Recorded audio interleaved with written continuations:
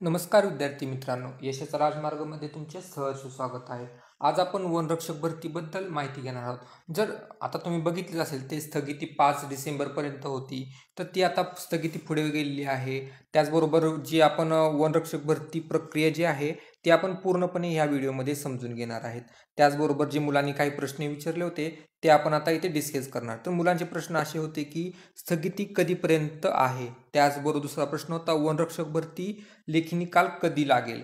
मैदानी चाचणीसाठी कोणत्या विद्यार्थ्यांना बोलवण्यात येईल. नंतर वनरक्षक भरतीसाठी मैदानी चाचणीसाठी किती मार्क असणे गरजेचे आहे, लक्षात ठेवा मित्रांनो. आणि नंतर मैदानी चाचणीसाठी प्रक्रिया कशी असेल हे एक विचारलेले आहे मित्रांनी. त्याचबरोबर कोणकोणती डॉक्युमेंट्स मैदानी चाचणीसाठी लागणार आहेत. त्याचबरोबर आणि एक महत्त्वाचा प्रश्न मित्रांनो, मैदानी चाचणी डिसेंबरमध्ये होईल का. तर ह्या सर्व प्रश्नांची उत्तर आपण आता इथे बघणार आहोत. तर हा व्हिडिओ तुम्ही शेवटपर्यंत नक्की पहा. आणि जर तुम्ही या चॅनलवर नवीनच असाल तर चॅनलला सबस्क्राईब करा. आणि तुमचे काय शंका असतील अजून तर कमेंट्स करून आम्हाला नक्की कळवा. त्याचबरोबर व्हिडिओला नक्की लाईक करा. तर आता आपण एक प्रश्नाचे उत्तर आपण पाहूयात. तर पहिला प्रश्न जो होता तो वनरक्षक भरतीला म्हटलं तर विलंब का होत आहे. तर विलंब जो आहे तो वनरक्षक निकाल जो आहे तो पेसा कोर्ट केसमुळे जो आहे त्यामुळं निकाल जो आहे तो जाहीर झालेला नाही आहे, लक्षात ठेवा. त्यामुळं विलंब होत आहे. तर याचा प्रूफ जर म्हटलं तर त्यांनी जे वन विभागाच्या दुसरे पोस्ट होत्या तर त्यांचा निकाल लावला होता आणि त्यामध्ये त्यांनी दिलेला आहे, मेन्शन केलेला आहे. त्यामुळे वनरक्षक पदाचा परीक्षेचा निकाल जाहीर करता येणार नाही त्यांनी दिलेला आहे. तर ते सुद्धा दिलेलं आहे की स्थानिक अनुसूचित जाती जमातीसाठी अनुसूचित करण्यात आलेली आहे. म्हणजे पेसा क्षेत्राची जी पदे आहेत त्यासाठी ते राखून ठेवलेली जी पदं असतात त्यासाठी ते कोर्ट केस वगैरे चालू आहे. त्यासाठी हा जो निकाल आहे तो उशीर लागणार आहे.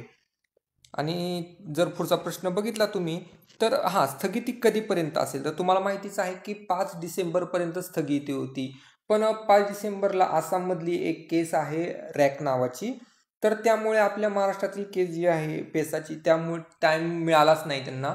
आणि जी नेक्स्ट तारीख दिली आहे त्यांनी ती तारीख म्हणजेच आता आपण बघू शकता टेंटेटिव्ह तारीख दिली आहे त्यांनी 9 जानेवारी 2024. म्हणजे 2024मध्ये पेसावरती सुनावणी होणार आहे जानेवारीमध्ये.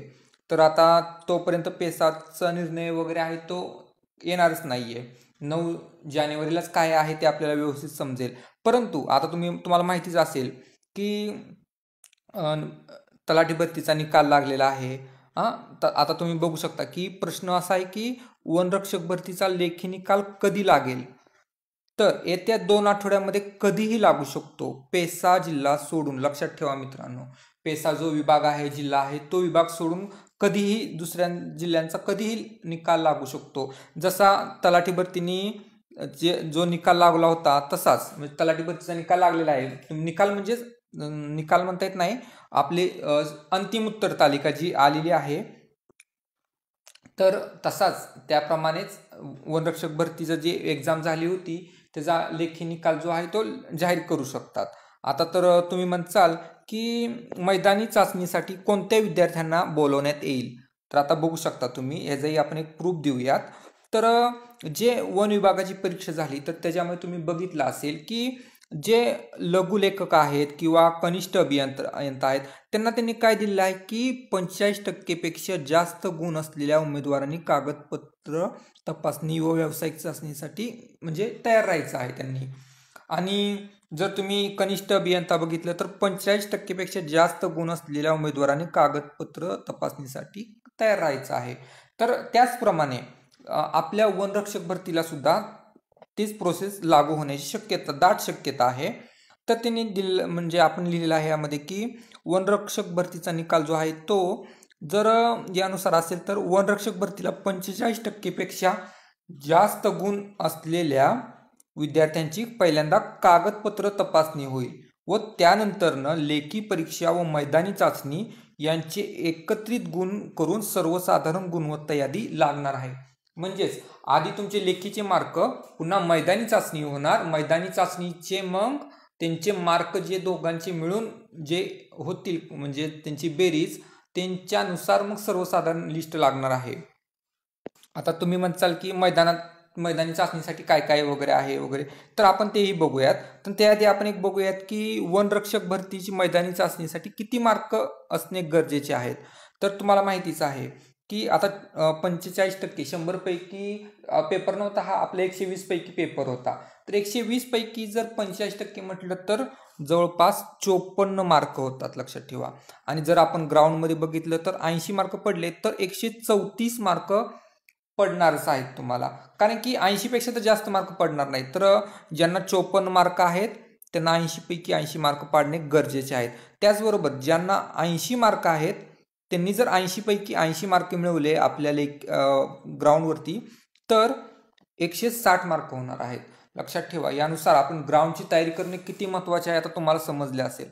आता जर तुम्ही बघितले पुढे तर मैदानी चाचणीची प्रक्रिया कशी असेल, हा एक लक्षात ठेवा मित्रांनो, हा महत्त्वाचा प्रश्न आहे. तर तुम्ही बघितलं तर प्रथम शारीरिक मोजमाप होणार आहे. त्यामध्ये तुमची छाती, वजन आणि उंची ह्या 3 गोष्टी चेक होणार आहेत आणि त्यानुसार मग तुम्हाला तिथून पात्र करून मग तुम्हाला मैदानी चाचणीसाठी उतरवण्यात येईल. त्यानंतर तुमचे डॉक्युमेंट चेकिंग होणार आहे. डॉक्युमेंट चेकिंग नंतरनं मग तुम्हाला रनिंगसाठी तिथे ग्राउंडवरती उतरवण्यात येईल. ह्या 3 प्रोसेस नंतरनच तुम्हाला ग्राउंडवरती उतरवण्यात आल्यानंतर तुमचे मार्क गणले जाणार आहेत. आता तुम्ही बघू शकता की मोजमाप वगैरे तुम्ही आपली छाती वगैरे आहे ते व्यवस्थित चेक करणं गरजेचं आहे. 79 सेंटीमीटर आपली छाती असली पाहिजे आहे. त्याचबरोबर आपली उंची बरोबर असली पाहिजे आहे. त्याचबरोबर तुमचं वजन हे व्यवस्थित चेक करून घ्या. आता पुढचा प्रश्न होता की डॉक्युमेंट्स कोणकोणती लागणार आहेत, बरोबर मित्रांनो. तर डॉक्युमेंटची आपण लिस्ट केलेलीच आहे, तर तुम्ही स्क्रीनशॉट घेऊ शकता. तर शाळा सोडल्याचा दाखला एक महत्त्वाचा आहे, तो म्हणजे 10वी 12वी पदवीचा. नंतर 10वी 12वी व पदवीचे मार्कशीट असणे गरजेचे आहे मित्रांनो, मार्कशीट महत्त्वाचं आहे. त्याचबरोबर डिग्री सर्टिफिकेट महत्त्वाचं आहे. डोमिसाईल अँड नॅशनॅलिटी सर्टिफिकेट आहे, कास्ट सर्टिफिकेट आहे, नॉन क्रिमिनल लेअर सर्टिफिकेट आहे, कास्ट व्हॅलिडिटी आहे, EWS सर्टिफिकेट आहे, महिला आरक्षण सर्टिफिकेट आहे, अपंग सर्टिफिकेट आहे, ID प्रूफ त्याच्यामध्ये तुम्हाला आधार कार्ड आहे, पॅन कार्ड, आधार कार्ड, पॅन कार्ड, पुन्हा मतदान कार्ड, पुन्हा लायसन आहे. त्याचबरोबर तुमचा जर पासपोर्ट असेल तर तो चालेल तुमचा. आता जर तुम्ही बघितलं तर माजी सैनिक सर्टिफिकेट असेल तर ते गरजेचं आहे. स्पोर्ट्स सर्टिफिकेट, प्रकल्पग्रस्त सर्टिफिकेट महत्त्वाचं आहे. त्याचबरोबर हे सर्वांसाठी लहान कुटुंब सर्टिफिकेट गरजेचं आहे मित्रांनो. त्यानंतर बघितलं तर विवाह झाला असेल तर त्याचे सर्टिफिकेट महत्त्वाचे आहे. आता सगळ्यात महत्त्वाचा प्रश्न मित्रांनो, तर तुम्ही बघत असाल की मैदानी चाचणी डिसेंबरमध्ये होईल का, असा प्रश्न सगळेजण विचारत आहेत. तर याचं उत्तर मी सांगू शकतो की मैदानी चाचणी आता डिसेंबरमध्ये होणार नाही आहे. कारण की जी मैदानी चाचणी आहे ती पेसाच्या निकालानंतरच होईल, कारण की पेसाचा निकाल अजून लागलेला नाही आहे. त्यामुळे पेसा विभागाचा ज्यावेळेस निकाल लागेल त्यावेळेस तो पूर्णपणे ग्राउंडसाठी तिथली मुलं आणि आपली नॉर्मल ह्यातली मुलं एकत्र करून ती मैदानी चाचणी घेणार आहेत. आता तुम्ही म्हणसाल की मग जानेवारीमध्ये कधी होऊ शकते, तर जानेवारीमध्ये सुद्धा दुसऱ्या आठवड्यामध्ये होऊ शकते, लक्षात ठेवा मित्रांनो. त्यामुळे आता जर एखादा नवीन बिगिनर असेल तर त्यांनी आत्तापासून जरी सुरुवात केली तरी फायदा होईल. त्यामुळे तुम्ही आत्तापासूनच ग्राउंडची वगैरे तयारी चालू ठेवा.